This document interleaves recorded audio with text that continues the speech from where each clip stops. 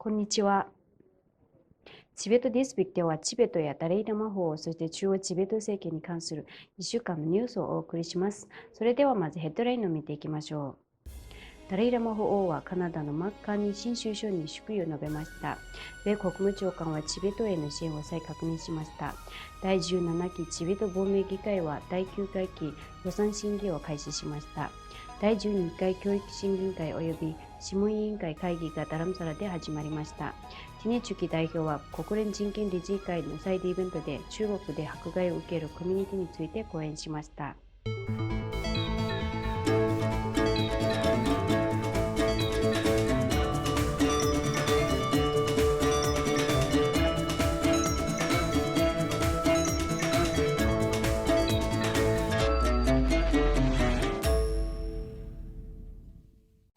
ダライ・ラマ法王は自由党党首に選出され、カナダの首相に任命されたマッカーニー氏に祝辞を述べられました。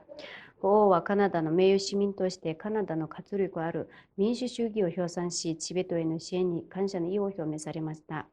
また、カーニー氏がカナダ国民のために尽力し、世界平和に貢献できるよう成功を祈られました。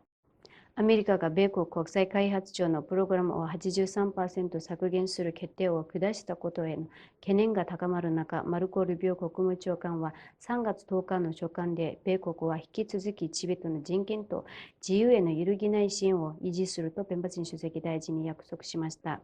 主席大臣は第9回チベット亡命議会で演説し、中央チベット政権の指導者に宛てたこのような書簡を受けたことの重要性を強調しました。これは米国とチベットの強固な関係を再確認する歴史的な行為であると述べました。さらにチベットへの重要な支援を確保する上で、第16期内閣ワシントン DC のチベット事務所、国際チベット支援団体及びチベット基金などの支援団体の尽力を称えました。また、チベット人の幅広い願望を守りつつ、中央チベット政権のプログラムを米国政権の関心と一致させることの重要性も強調しました。米国国際開発庁プログラムの停止にもかかわらず、ルビオ長官は一貫してチベットを支え続け、3月1日には公式 X でチベットの新年の挨拶を発信し、チベット人の不屈の精神を称えるとともに、チベットの文化、言語、宗教遺産の保護に対する米国の揺るぎない支援を再確認しました。アメリカ政府の継続的な関与はチベットへの長年の支援を改めて示すものであり、正義と自由を追求する両者の深い絆をさらに強化するものです。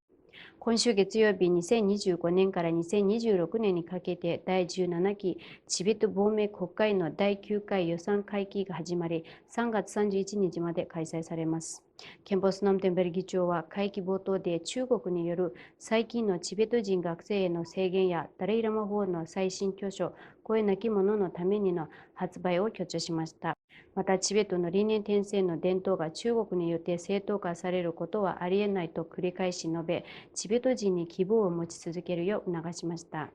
ペンバシン主席大臣は財務大臣として総額36億7530万ルピーの予算案を提出しました。予算概算委員会と決算委員会の報告も発表され、予算審議の動議が提出されました。会期中には主要人物の訃報が伝えられ、ドイツのアンナ・エリザベス議員や英国のチベット支援グループメンバーであるケイト・サンドー氏など、海外からの観察者が歓迎されました。第12回教育省議会及び諮問委員会の2日間の年次会議が3月13日に内閣事務局で開幕しました。今回の会議では、過去の決議の検証、カリキュラムの改善、チベット語と文化の保護に焦点が当てられました。ペンバツィン主席大臣が議長を務め、タランロマ・チャングラ文部大臣と主要な教育関係者が出席しました。議論では、教員研修、学校視察、教育政策の適用によるより良い成果の必要性が強調されました。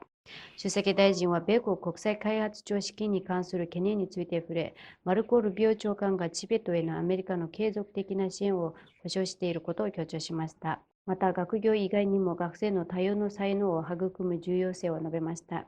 会議では、各国の決議の見直し、コンピュータカリキュラムの最終化、社会科教育の課題への対応、チベット語能力向上と文化保護のための戦略も検討されました。今週火曜日、チベット事務所ジュネーブのティネチュキ代表は、第58回国連人権理事会会期中に迫害される民族のための協会が主催したサイドイベントで、中国による民族的、宗教的少数派への迫害について講演しました。このイベントには、ウイグル、カザフ、ゴリンコ、クリスト教の各コミュニティの活動家や生存者が13カ国の代表とともに参加しました。朱キ代表はチベット人のアイデンティティを守る緊急性の必要性を訴え、中国がチベット人の子供たちを全寮制の学校に強制的に隔離し、そこで彼らの言語と文化が組織的に侵食されていることを非難しました。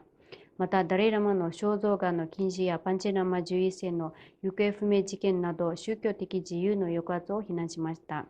さらに、チュギ代表は中国のチベットにおける環境政策にも懸念を表明し、大規模な貯水池建設プロジェクトによってチベットの遊牧民や僧侶が現地の意見を無視して強制的に立ち退かされている実態を指摘しました。また、ダレイラマ法王の声なき者のためにを引用しながら、チベット総員に対する国家統制が強化され、中国当局者が総員の管理部門に入り込み、日常生活に対する監視が強まっていることを警告しました。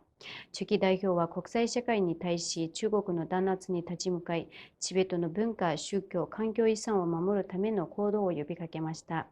これで今週のニュースは以上です。チベットテレビをご覧いただきありがとうございます。